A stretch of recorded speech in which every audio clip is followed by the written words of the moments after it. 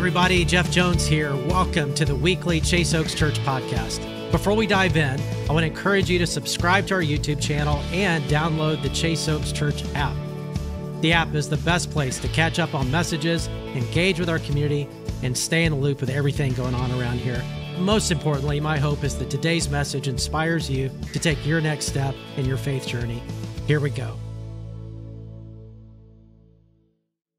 Well, happy Thanksgiving weekend, y'all. So good to see you guys. Hopefully everyone got their fill. And can you believe it's the final month of 2024? Wow, this year went by that, and next thing you know, 2025 will be here. But hey, what's been so cool these last several weeks, we've been in this series called Ripple Effect, where Jesus gives us tons of opportunities every day to make an outsized impact locally and globally. And now, if you have not seen any or missed any of those messages, I highly recommend go to our website or app and check those out. The last several weeks, they've been incredible and really a lot of different ideas of how we can make daily outsized impact. Now, if you ever thought that you don't have much to offer to make an impact in this world, well, today I'll be talking about how every single person can actually make that outsized impact in our local community, not just as Chase Oaks Church, but also as individuals, no matter who you are, where you are, and no matter how much you think you can offer.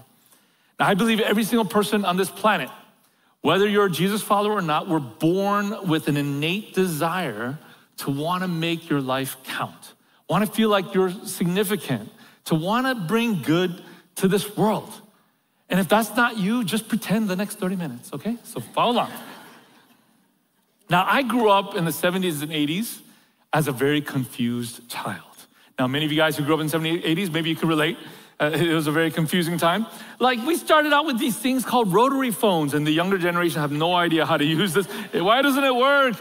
All the way to button phones, which made things a little bit easier. And then we had these things called 8-tracks, cassettes, and CDs, right? And then, which one do I pick, VHS or Betamax? I don't know. One smaller, the other one's bigger. What else is different? I don't know. And then for me, do I do a bowl haircut or go for my Asian mullet? And I did both. I could go on and reminisce of the 80s, which was a pretty fun time for me. But one thing that really stood out for me during that time was that I struggled with my identity. Who am I? This is during the pre-internet, pre-Google, pre-social media days. And we didn't know as much back then as we do now, for better or for worse. And then check this out. By the time I was 9, our family moved 6 times. And I hated always going to a new school, having to make new friends. And because believe it or not, I was a shy, tiny, skeletal little kid. Now, the head I grew into, I was born with this head. This is like original size. Asked my mom, she said, you need to appreciate me the most. You were the hardest to bring into this world. So, boom. Hence C-section. But anyways, that's a whole nother story. That's a whole different thing. But anyways, thank God they invented that at the time, then back in 72. So every time I go to a new school, it was the same routine, right? I have to stand up and introduce myself, and I'd say, my name is Peter. Oh, Peter, tell us your full name. Like, oh, crap. Peter Park. Spider-Man! And then the Spider-Man. I got the whole routine. Oh my God, that's Spider-Man! All that kind of stuff. And then, being so short, kids would ask me, hey, why are you so short and so young looking? Did you skip a grade? And for sure, I didn't skip a grade that I knew of. But then I started thinking about it. I'm like, wait, did my parents want to kick me out of the house so quickly that they just sent me to school early and so forth? Because, you guys, if you have puppies, there's this thing called zoomies. Puppies just randomly just run. I was that puppy. Randomly, I was like, I can't help it. I just have to run and just go in circles and just go crazy. I mean, they didn't have this thing called ADHD, but I was the poster child of the 70s and 80s with ADHD. Seriously, it wasn't an official thing, but I made it official, I guess. And then the first recess, the same thing. Because I went to all non-Asian schools growing up. They asked me, are you Chinese? No. Are you Japanese? No. Then what are you? Korean, what's that, right? Because this is way before BTS, K-pop, K-drama, Squid Game, Korean barbecue, way before that. So what's Korean, that kind of thing. Now we all know, right? But what saved me was my athleticism. I was short, small, but I was fast. And I'd always rather be playing outside than rather being inside the house studying. So the result of that, I was the only Asian in regular on level classes because I wasn't smart enough to be an IP, AP, GT, and all that kind of stuff. But I was also the only Asian in sports. All the other Asians were too busy studying. Now, these fellow teammates, we'd be buddy on the field, but as soon as we get to school, I didn't exist because I didn't match the tall, blonde, jock, good blue eyes, cheerleader, jock kind of crowd. So instead, I hung out with friends who thought C's stood for cool, B's stood for best, and A's stood for abnormal. While all the other Asians in the school, the few of them that there were, considered a B+ an Asian F. That wasn't me. So I was confused. Who am I?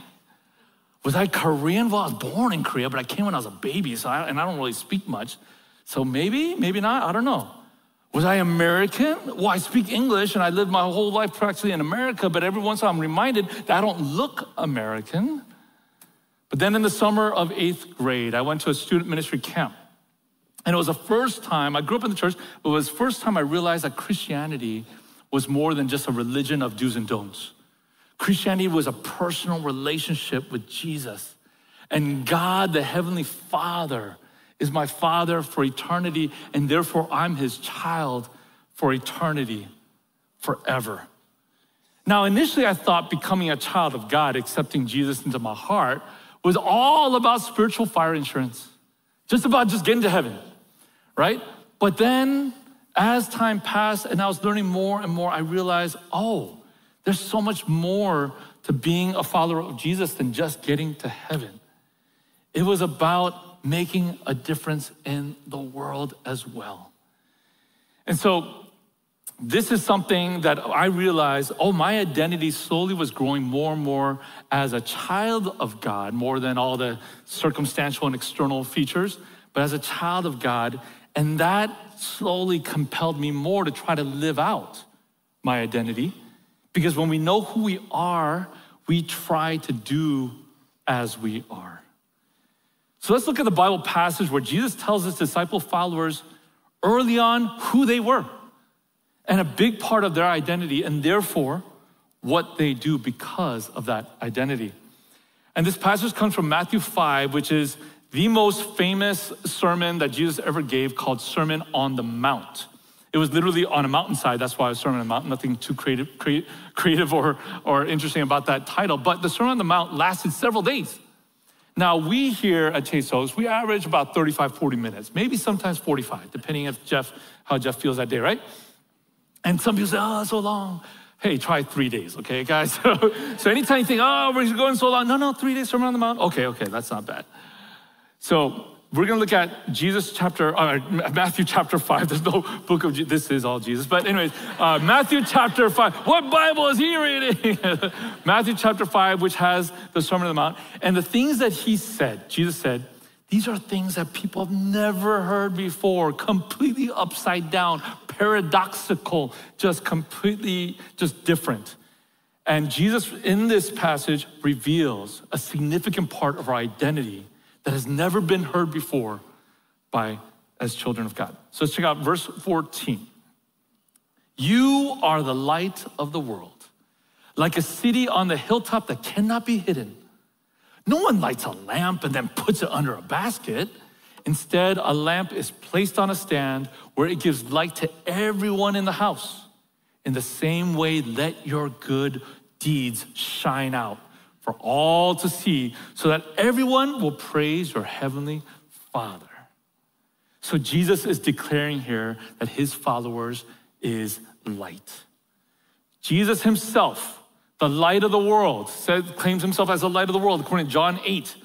And therefore, if we are his children, then we too are light. But what does this mean, light? But we are light, he is light. Well, in the ancient world, light was a powerful symbol of three significant things: life, knowledge, and divine presence. In this passage, Jesus also reminds us how light works.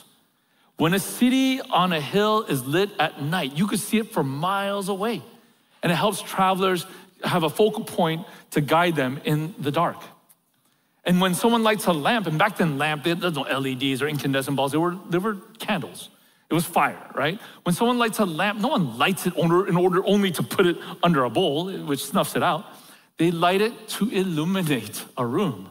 They light it so that people won't trip over things. But ironically, even with my lights on, I still tend to stub my toe on the corner of our bed. I don't know if any of you guys can relate, but it's just a weird thing that I have. And so, but we know when there's light, where things are, and we're not walking blind most of the time.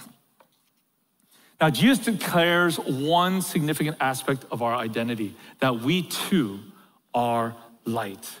And what does light do? Light shines. Light does good. Light does good. And doing good is actually attractive. Think about the attractive lights out there. Christmas lights.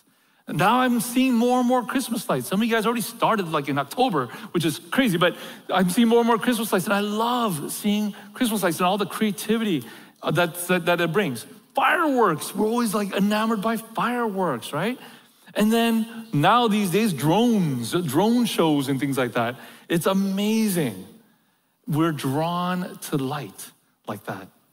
And the same way, when we do good, people are drawn to it. People are curious about it. People may even ask us about it. And the hope here is that people will end up seeing Jesus because of it. Now, notice how Jesus doesn't focus on light that talks. Has no mention of the talking, that light talks, but instead that light does. Light does good. And it is attractive and builds curiosity. And that's why here at Chasos, our mission is to inspire people to follow Jesus. We're trying to create more pull than push. Instead of being pushy with our words, we're trying to be more pulley with our actions. Then when people ask, why do you do what you do? Then we have an opportunity to use our words and share our story. Jeff actually talks about this in an eloquent, powerful way several weeks ago in our Ripple Effect. Go back and check that out. Now, many times when we hear about making a difference in the world, we tend to be and think the dramatic, the huge seismic levels. So as a Jesus follower, that might trigger a thought of maybe I need to just lay down everything and just fly and go to some remote jungle in the world where no one has ever touched before and bring Jesus to that place for the rest of my life and die there. Or maybe it's like, I need to give millions of dollars to church plants so that churches can be planted all over the world. Or maybe it's about filling stadiums, AT&T 80,000 stadium capacity, and then having an altar call where thousands come to know Jesus and get baptized on the spot. All those things actually happened before. They're real things. And if that's something that you feel compelled right now to do, man, go for it. More power to you. I'm not knocking those at all. However, we're gonna see that making an outsized impact doesn't necessarily have to take the big to make it big. Let's look at a famous story from 2,000 years ago of Jesus feeding the 5,000. It comes in John 6, and let me read. After this, Jesus crossed over to the far side of the Sea of Galilee, also known as the Sea of Tiberias. A huge crowd kept following him wherever he went because they saw his miraculous signs as he healed the sick. Now, in the beginning of this verse, it says, after this. That was referring to Jesus healing a ton of sick people in the previous cities. And can you imagine, you hear these rumors of this guy making the blind see, making the lame walk, making the deaf hear. Shoot, come on, I want some of that. And then you also hear that he made the Cowboys win another Super Bowl again. Oh, wait. Oh, no, that's my own version. Sorry, Freudian slip. But anyways, miracles can happen. Jesus can do anything. We'll see. Maybe in our lifetime, we'll see. I don't know. But that you hear those rumors, you're gonna go. You're gonna go. Jesus and his disciples, though, they're exhausted. They're tired. So he went to the other side of the sea to get away from the crowd. And yet here they are flocking and following him desperate for healing. So let's continue, verse 3. Then Jesus climbed a hill and sat down with his disciples around him. It was nearly time for the Jewish Passover celebration. Jesus soon saw a huge crowd of people come in to look for him. Oh, great. Turning to Philip, he asked, where can we buy bread to feed all these people? He was testing Philip, for he already knew what he was going to do. Philip replied, even if we worked for months, we wouldn't have enough money to feed them. So at this time, it was fairly early in Jesus' ministry, and his disciples were still trying to get to know Jesus, what he's capable of and maybe not, and still learning who he is.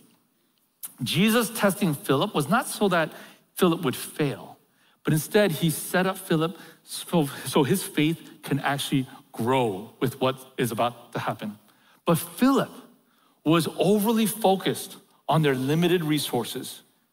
Even though Jesus was right there, and even though Jesus did all these miracles, for some reason, he didn't think that Jesus could provide a food miracle. But don't we do this too often too? We focus on our limited resources, what's in front of us, instead of asking Jesus to provide more than what we can see or have. We're limited in what we can see or have, and when we are, and when we turn to Jesus, that actually gives us an opportunity to grow in our faith. So about 15 years ago, at my previous church, I've been in ministry for almost 29 years in California.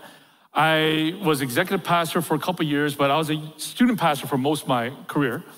And I was executive pastor for a couple years, and all of a sudden, literally, not even overnight, the day of after Sunday service, bam, I get this long email from our lead pastor. I'm resigning, I gotta take care of some personal problems. Here you go. So just like that, no warning, I'm interim lead pastor. I've led teenagers for a long time, but I don't know how to lead adults. You guys are too mature. You guys are too knowledgeable. You know, like you're not naive enough where I can get away with things. You know what I mean? Like, there's a lot of fact checks, right? That kind of thing. I have my work cut out from like, I don't know a thing about how to lead a church. What the heck? I never wanted to be lead pastor, and I'd never experienced it. So I'm like, what is going on? So in that first month, man, it was tough. Because, people were trying to heal from him suddenly resigning for a difficult reason and so forth. And so I realized, my gosh, I need help. I mean, I'm working from morning to midnight and so forth. I need help. And my wife, she was always been in ministry. She went to seminary and all that kind of stuff, but she was always a volunteer.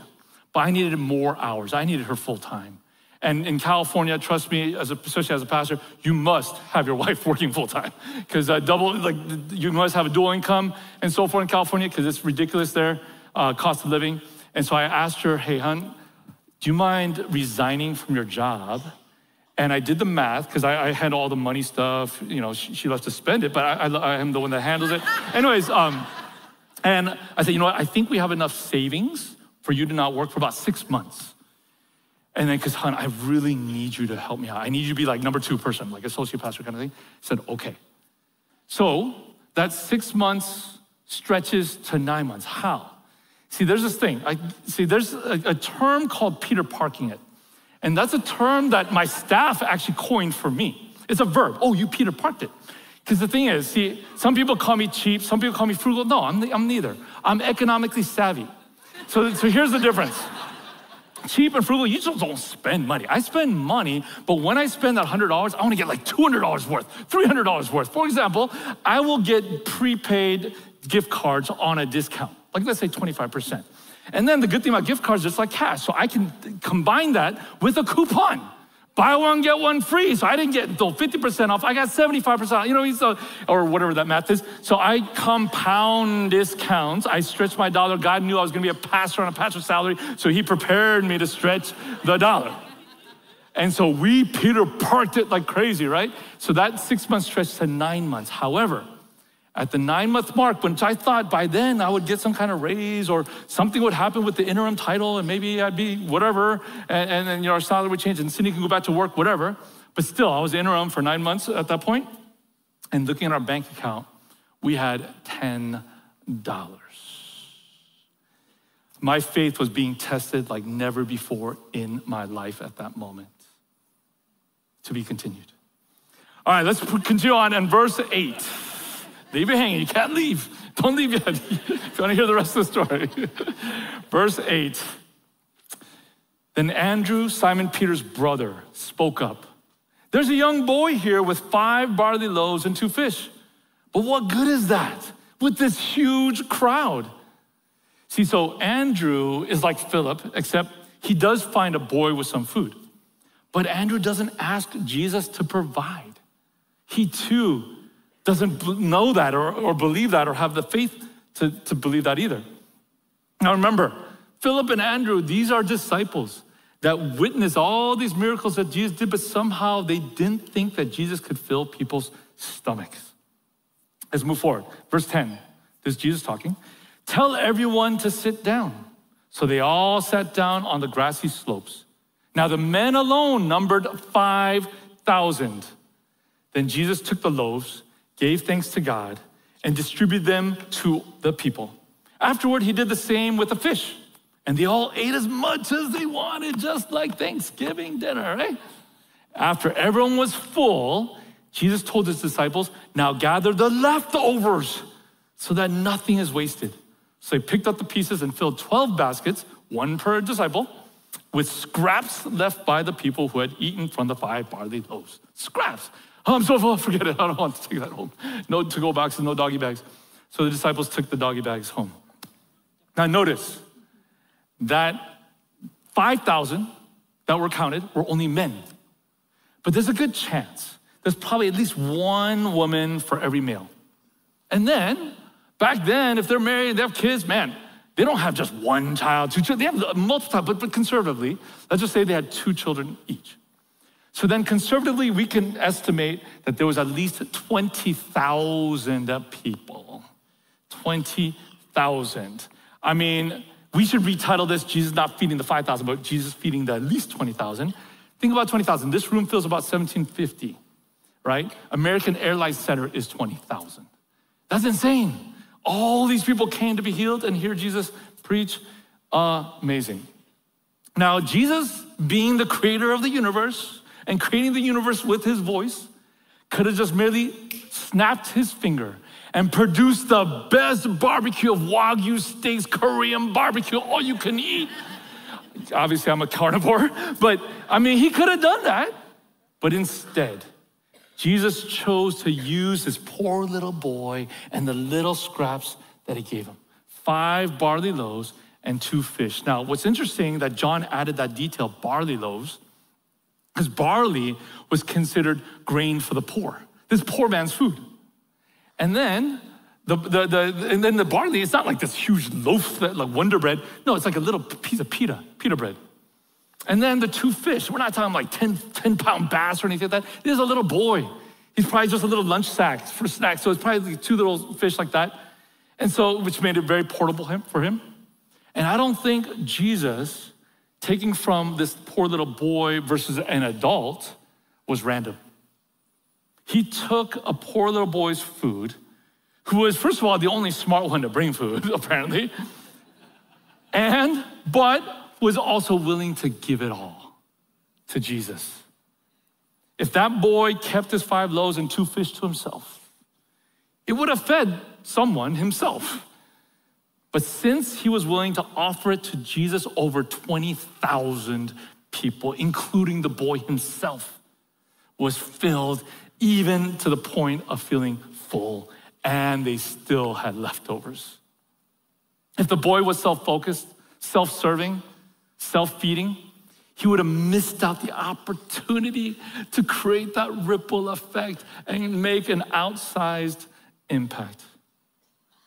Jesus chooses this little poor boy because he wants to let us know that we can all play. Doesn't matter how old, how young, it doesn't matter what your background is. Notice, we don't even know the name of this boy. It was intentional because it wants to say, hey, anyone can play. Anyone can cause this ripple effect and make an outsized impact. All we need to do is be willing to give the little that we have for the sake of others, and then Jesus will cause the ripple effect and multiply the impact.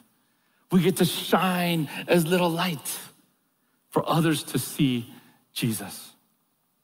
But not only that, not only does he multiply the blessing from what we give, but he multiplies it to the point of leftovers. Part 2, $10 in my bank account. Now, Peter parking it, there's also another layer to Peter parking it. I am proud of my credit rating score, of my FICO score. It's 800 plus, right? I am proud of that. And I'm sitting here with this house that I had no business in buying in the first place back in 2006. Negam loan, anyone? Well, you're paying less than the interest because you're hoping that the appreciation outpaces the loan growing over time. And so I had no business affording the house that was way above my head. So I had a Negam loan, and then I have 2 precious young princess daughters, like 3 and 5. And then I have a queen, married to a queen, my wife. And I'm almost 40, so I should be almost like midlife crisis where I'm peaking and, feeling empty at the top, whatever. All that good stuff. And I'm sitting here almost bankrupt. I'm realizing, oh my gosh, I don't have enough money for my house mortgage next month. I'm gonna have to foreclose. That's gonna jack up my credit score. And I'm sitting there, what about, I can't even provide for my family. And so my identity was being challenged as a husband, as a dad. How embarrassing as a pastor that you're declaring bankruptcy. What kind of steward are you with your finances? All these things were going in my head. And then, a long story short, I finally hit rock bottom. And when you hit rock bottom, the only place to look is up. And I looked up to Jesus. I said, okay, Jesus, I'm trying to faithfully serve at this church while it's still healing from the wounds. And Cindy had to quit her job, and I still can't have Cindy go back to her job. Like, it's just not possible right now. So Lord, if this is your will, that I foreclose the house, that we sell one of the 2 cars, that we need to eat once a day and fast the other 2 meals, whatever it takes, then so be it. And that was the moment that I was able to give my pride, give my possessions, give my reputation, give all my identity of who I am to Jesus. A week later, an email comes from our board, our elder board. It's like, board members. Oh, Peter, we were looking at the books and we are so sorry. We actually made a decision 9 months ago when you first started to give you a raise. Oh, we forgot to implement it.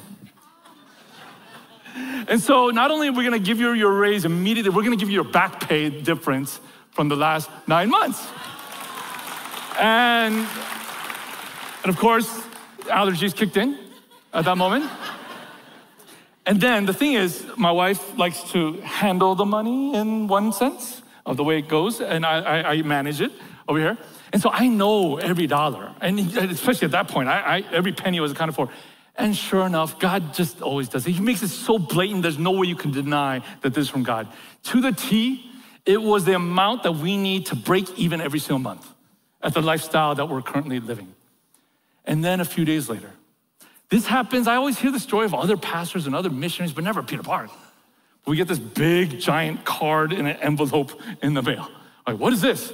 It was hundreds of church members anonymously writing words of encouragement and thank you, and we're praying for you and all that kind of stuff, randomly, just out of nowhere. It wasn't my birthday, it wasn't a holiday, nothing. And then the bottom of that was a money order that I cannot trace where it came from, a big fat number. And the number is not important, but I was like, what? Why is allergies so strong right now? Leftovers.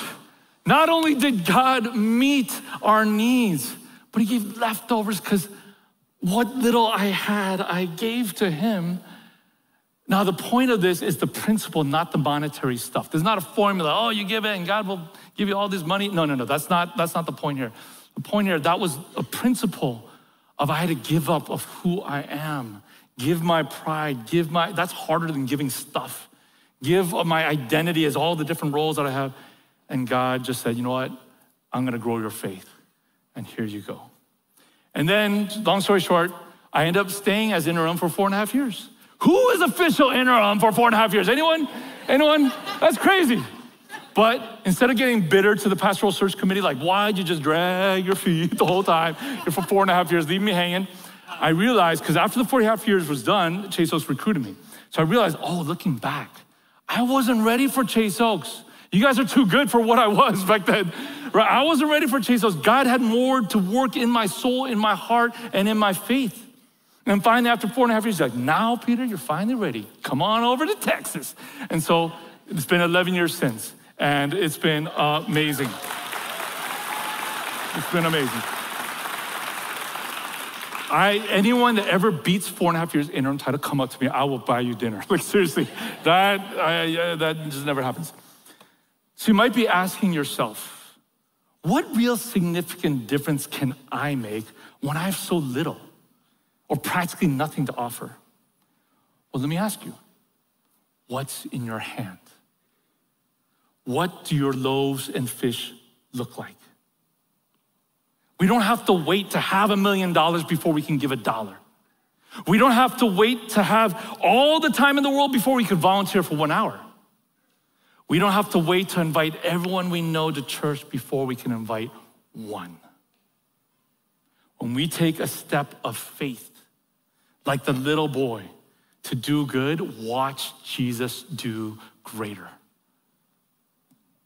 Here at Chase Oaks for the next month or so, we actually have over a dozen local opportunities that you can make your light shine through doing good. And all these opportunities is something that anyone and everyone can do. A couple weeks ago, we passed out this card, this blue card. It's called Rock the Season. If you want to grab this card, there's more at the hub. But let me review this card real quick.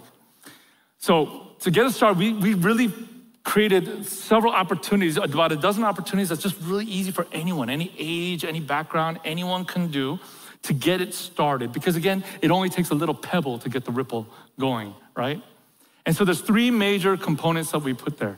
Donate, serve, invite. Donate, serve, invite. The first one, donate. So Gifts for Good, you heard about it today with Darby and so forth, and we've been talking about it the last couple weeks. The last day drop-off is next Sunday, December 8th. Again, there's also an Amazon wish list you can go on our website and find.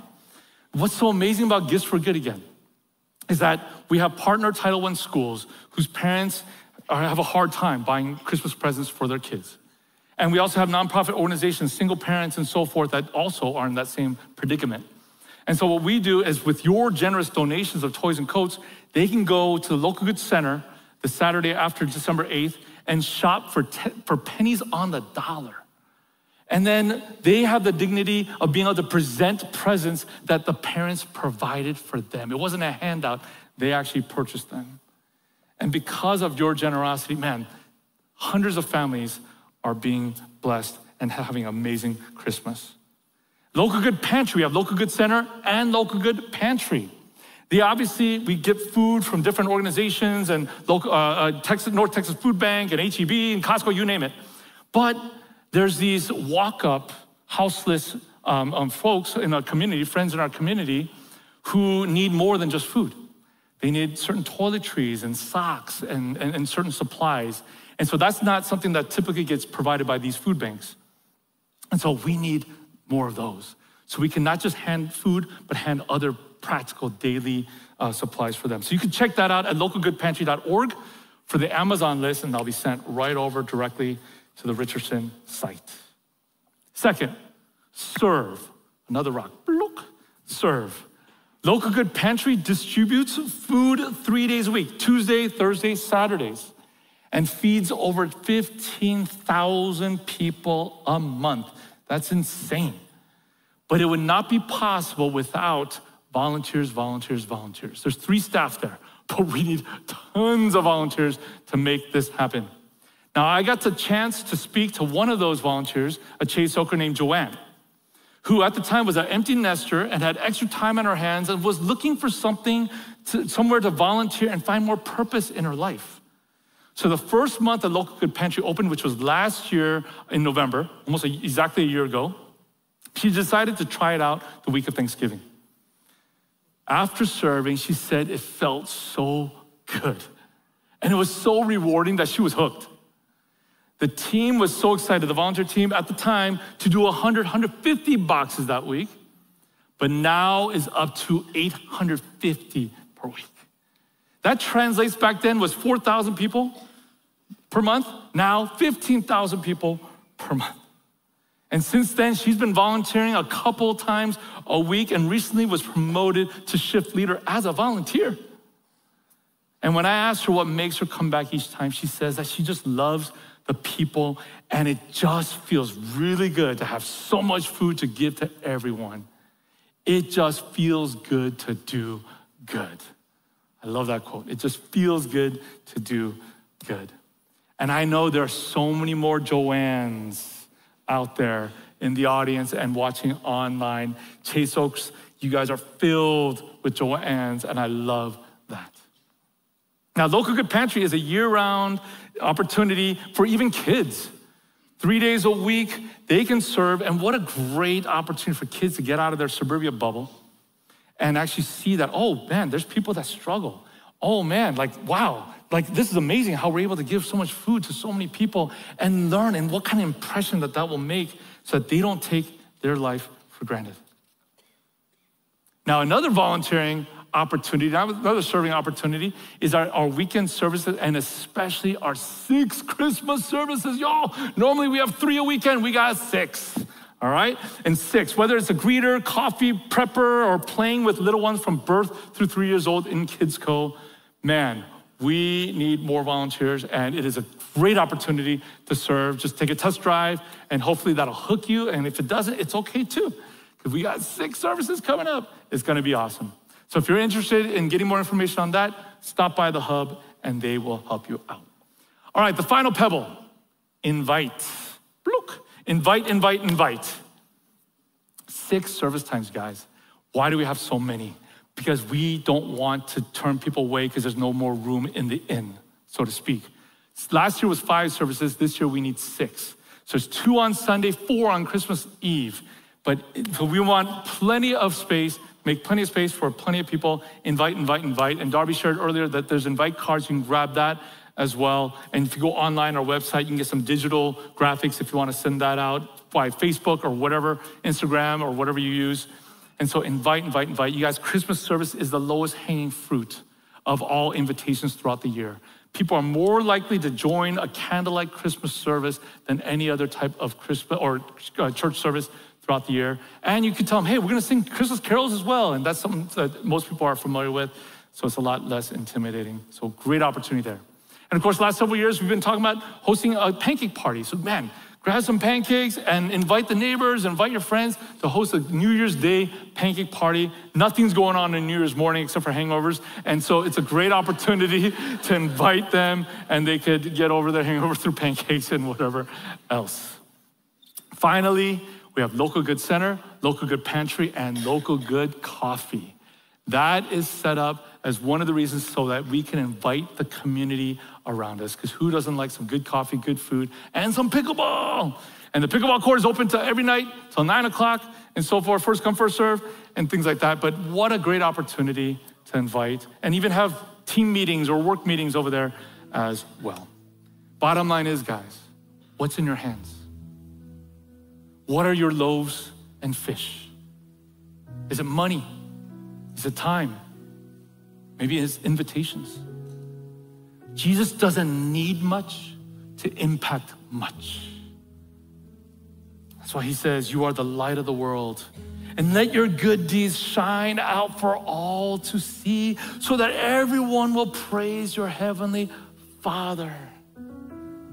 Who knew that this shy little confused boy like me would one day be so blessed to be part of a church family who continually strives to shine brightly, not only in Plano, but in Collin County, in Dallas County, and all parts of the world. A church family who strives to be light of the world because of the light of the world, Jesus. And therefore inspire people to follow Jesus and together then change our world for good. I'd like to close my talk with a prayer from Paul. It comes from Ephesians chapter 3. It's a prayer that you'll hear Jeff say here and there through Reimagine and many other things that we have. So it's kind of like an anthem prayer here at Chase Oaks, but I thought it'd be super appropriate to end with that. So if you join me in prayer. I pray that from his glorious, unlimited resources, he will empower you with inner strength through his Spirit. Then Christ will make his home in your hearts as you trust him. Your roots will grow down into God's love and keep you strong. And may you have the power to understand, as all God's people should, how wide, how long, how high, and how deep his love is. May you experience the love of Christ, though it is too great to fully understand. Then you will be made complete with all the fullness of life and power that comes from God. Now all glory to God, who is able, through his mighty power at work within us, to accomplish infinitely more than we might ask or think. Glory to him in the church and in Christ Jesus through all generations, forever and ever. Amen.